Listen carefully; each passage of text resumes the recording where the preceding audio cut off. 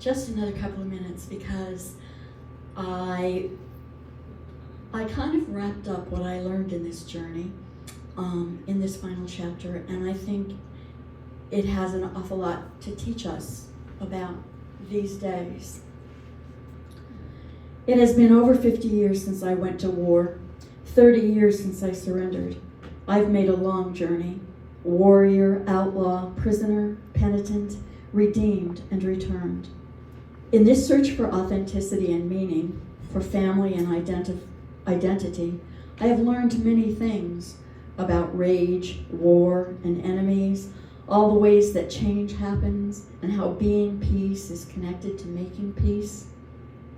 In horror at the outcome of my descent into the politics of rage, I put down guns and gave up the idea of war.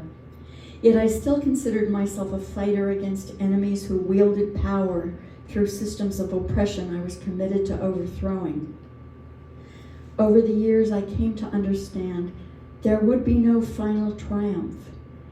I surrendered to acting on smaller stages, organizing in my workplace, parenting without authoritarianism, and building community with authentic relations. Still, living as a fugitive, defying illegitimate power remained key to how I defined my life. And then I came to the limits of that strategy as well. I had no choice but to leave what I had built, put out my hands for the cuffs, and walk into prison.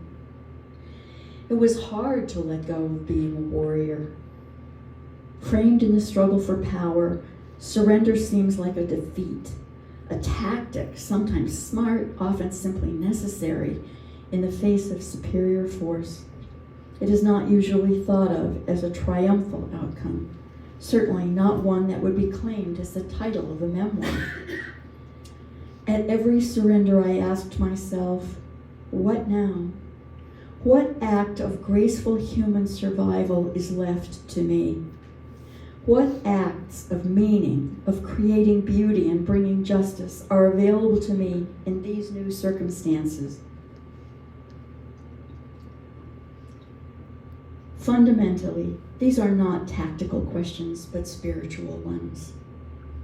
Surrender is a profound act of faith, a gesture of opening up and acknowledging our human finitude as we embrace something far greater.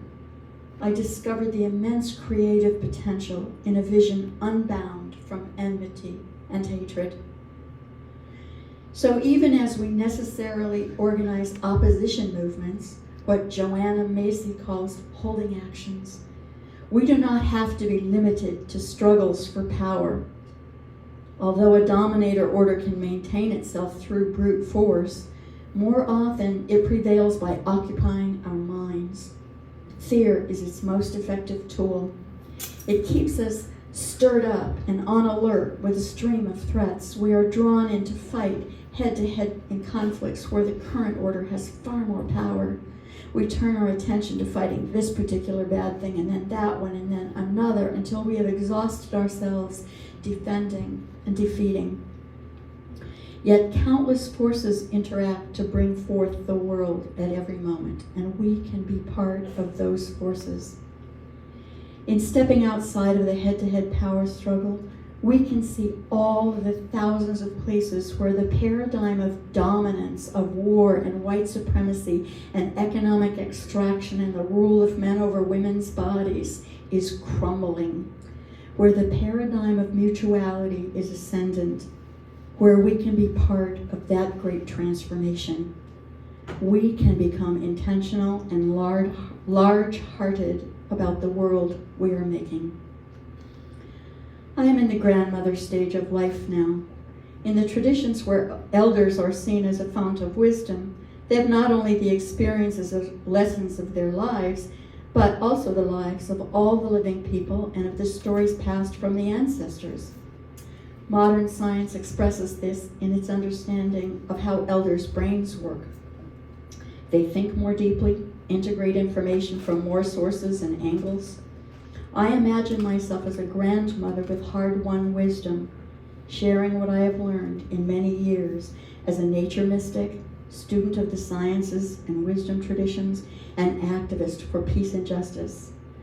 I have seen how sometimes the seemingly intractable suddenly breaks loose, how the almost healed suddenly falls into grave disease. I have learned to cultivate equanimity and compassion so that I can continue to look at the suffering and the crises and yet fall neither into despair nor hatred. I spend some time every day in grief. How would I not? This state of the world demands attention. Even if it were possible to look away, events would impinge, coming for me, for my loved ones, for strangers in the streets. Some days, grief persists and threatens to turn into despair, a failure of faith. That is why I spend some time every day as well in what I call prayer. No deity, no supplication, but a heartfelt desire to soothe the suffering, to do what I can to discern and address its causes, to see more deeply and more broadly than human psychology and history can guide me, to touch that place where I am part of a great and boundaryless all that is, to relearn that we emerged from and we are making anew an ongoing sacred creation, this world. I spend time every day studying, seeking out stories of human thriving, especially from indigenous peoples and from Black culture, of projects where people are working with one another and with the earth in new ways to organize human living, of surprising recoveries of threatened ecosystems, of extractive projects failing for lack of capital. And I spend some time every day, gratefully and joyfully in life, sharing morning tea and word puzzles with my wife, Tricia, cooking up meals with food from nearby farms, walking the surrounding woods, strengthening my body, and swimming in the summer. We Zoom call once a week with my son, daughter-in-law, and grandsons who live on the far side of the country. And I share what I've learned in this journey from guerrilla to grandmother.